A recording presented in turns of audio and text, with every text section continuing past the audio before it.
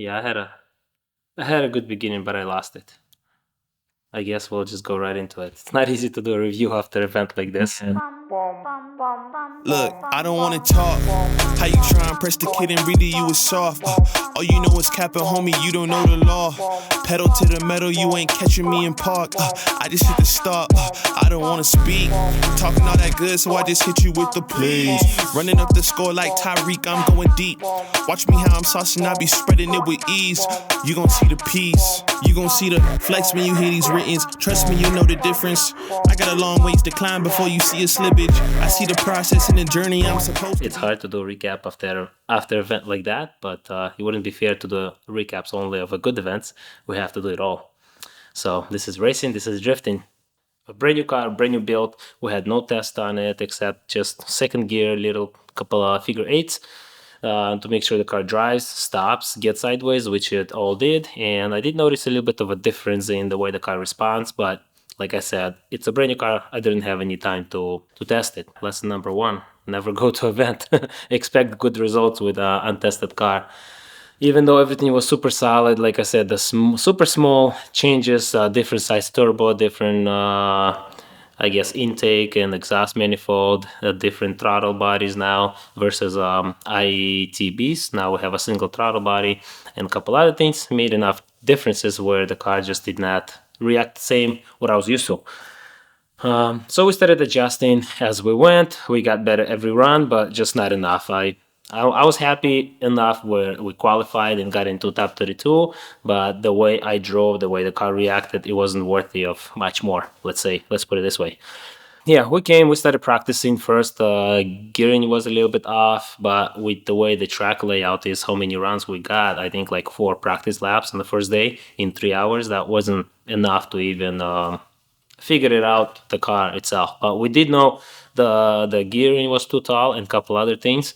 We just didn't want to lose the seat time because you have to sit in line for like a whole hour almost to get one run. So if you go get the changes, you lose another half hour, you come back, and whether you're gonna get a run or not, you don't know. That was tough, but we made changes. The car started driving a lot better. Qualifying, I think, was my one of the first and like scoreable run. So I got 75 on my qualifying. It was solid. I missed outside zone 2, kind of went a little shallow. Everything else looked decent, at least floaty, and I was happy. That was my best run in qualifying for sure. In top 32, we went against Margaritis, my good friend. We both work for Michael Essa, and he's helping us both. So same E46 chassis, different motors. I'm a 6-cylinder turbo. He's a V8. For me, brand new car. For him, car he drove for 3-4 years and been doing well at Hot Feet, Autofest, and other events. So I knew that I had a good challenge, good competition. But again, I wasn't really focusing on who I was going against. I was focusing on to drive my car to the best that I could. And the way I was driving, or very little practice, I couldn't reach outside zone 2. In competition, I decided to push a little extra, which I did. I overshot outside zone 2, dropped the wheels. The car bogged once I get back on pavement, and Margaritis came in a little too hot and basically hit me. So it was my mistake. So judges, my mistake for dropping the wheel, slowing down. I think his mistake for coming in a little too hot, but it is what it is. I was at fault for that one. And then in my chase, I had to put some pressure and look for opportunities to kind of balance it out. So we initiated. I was super close to him. He dragged the brake a little bit longer than I expected. Topped him. I might have bent my tire right there. And then start catching up to him. Once we start entering the keyhole, I noticed that he's missing outside zone 2 by a big margin. So I'm like, okay, he's going shallow. That's my chance to get on his door and see what happens. So as I got on his door, I started tapping him a little bit, and I probably bent my other tie rod because after that my steering wheel was crooked. It wasn't straight. I tapped him, and as we're coming around the inside clip, it's kind of off camber a little bit. I left the throttle so to give him some room to transition, and the car just went for spin out. I don't know.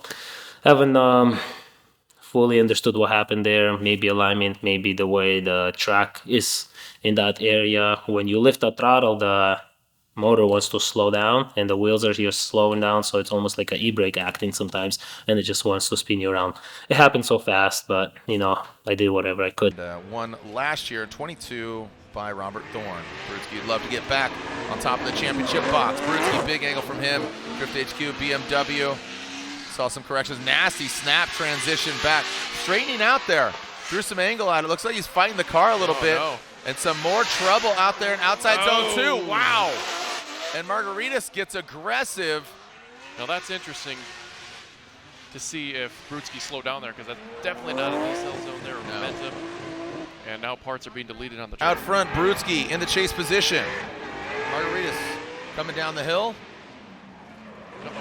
Whoa, getting aggressive. There we go. All right, so Brutski in the chase position.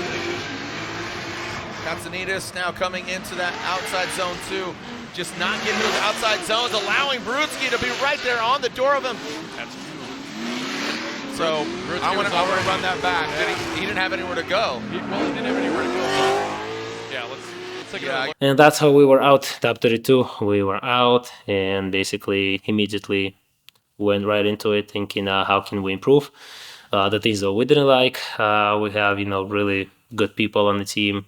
The whole Drift HQ team, Dorte, Haramalzi, I got Turbo Mike working on it, Michael Essa, communicating with a bunch of people, even Jordan from Arcade Tunes. Like, we all got together and trying to figure out the right setup, the right turbo, the right this and that. And I believe we're going to come out a lot stronger in round 2. And until then, we're going to have a couple fun events and we're going to get good seat time. I still didn't adjust to the clutch pedal the way it works, because now in Prospect we need to run a stock pedal, and that stock master is not enough to move a twin disc 1000 horsepower rated clutch with a lot stiffer pressure plate, all that stuff. So it uses all the maximum that it can do by the time it actually releases the clutch. Then as soon as I move the pedal, it just grabs it right in and kind of stalls the car a little bit, or doesn't let me use my clutch or ride my clutch the way I like to, slipping it. So it's like on and off switch. We're also working on that issue with Drift HQ. They are gonna bring me a couple different master sizes and a couple push rods. I guess we can play with that. Hopefully we can get the clutch working where we want it. We're changing the turbo size. We are changing a couple other things. So this weekend we're going to Hyperfest, and I really hope we're gonna dial the car in. I'm gonna adjust to the way the car drives and have a much better results. After that, we're going to Orlando. We're gonna visit a Drift HQ, LZ compound. We're gonna have some fun. We're gonna get more seat time, hang out with the boys, do FD Orlando, because I'm transporting Alexei Holovnya, Pro 1 guy this season. Then we're coming back. We might be hitting a Grid Life, not sure on the time and money. But after that, it's gonna be New Jersey. The last 2 years in a row, I was #1 qualifier and took first place. So, again, it's drifting, anything can happen, but we're hoping for much better results than what we had in Atlanta. In the end, it's all drifting, it's all fun, kind of, I guess. It's not fun to lose, I'll tell you that. It sucks, but it is what it is, and there's always going to be at least half the field that's going to be eliminated in top 32, and even more, some of the people won't even qualify. One of my worst performance in my drifting career, I would say, besides my first year when I didn't qualify a few rounds, but it's only top 16 at that time. I'm trying not to let that thing bring me down, staying positive and working towards better results and do good and just never settle. I want to thank all my sponsors, all the teams that came on board this year and help us out with a lot of product and a lot of good things that we need. Obviously, we're running Enkei Wheels this year. So we're running Street Fighter LA body kit on the car. We run Clutchmaster twin disc on between motor and the training. So we run DriveshaftPRO drive shaft that transfer all the power to the rear wheels. And then we have a lot of goodies from Drift HQ. They're supplying from big to small parts, all the little things that can't even name them, but they're backing me up really good. So thankful for that. We're running all in Link ECU, all electronics. We run some new technology. They came out, all their PGMs, and that was a little bit of learning curve over there for my tuner, for all of us, but we got that dialed in. It's all working great for us. We have a Link ECU dash. We have all Link ECU sensors, a lot of sensors for brakes, clutch, water, you name it, we got it.